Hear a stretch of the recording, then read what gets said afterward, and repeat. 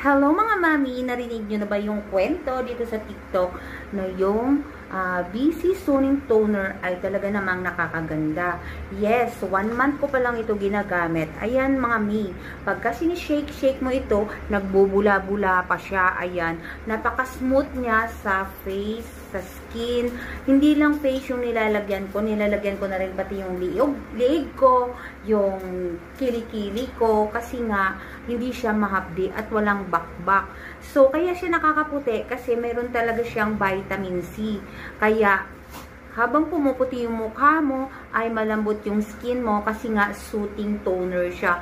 So, ayan mga mi, nakita ko nga lang din dito yan sa TikTok, kaya napabili agad ako kasi nga napahanga ako doon sa isang seller na talaga naman sinishare niya yung video na ito yung ginagamit niya. Kasi nga, medyo may discoloration na rin yung skin ko sa face dati. Kaya, ayan, ngayon, after 1 month, ay ang laki ng improvement nito sa skin ko.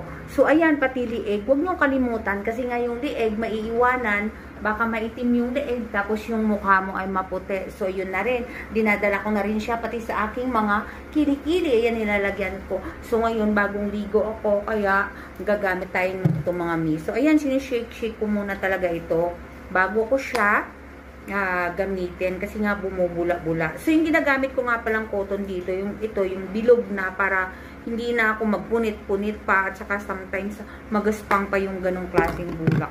So, yan mga min. Ginagawa ko dito kasi nga soothing siya, soothing toner siya. So, yung ginagawa ko dito, nilalagay ko muna siya dito.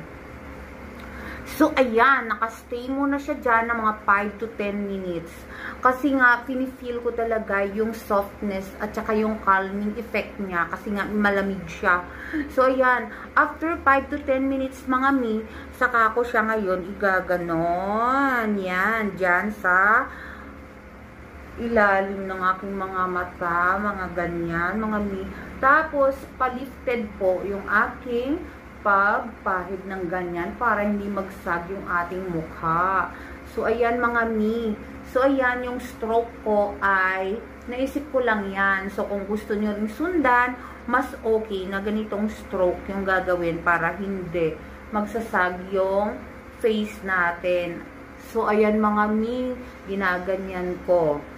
Ayan, sobrang smooth niya talaga kasi nga soothing toner siya. Napabilib talaga dito. So, ayan, medyo basa pa yung cotton. Kaya ang gagawin ko ay gaganon ko rin sa liig ko. So, ayan. So, diba pantay, pati na rin sa kilikili ko. Irarab kong ganyan.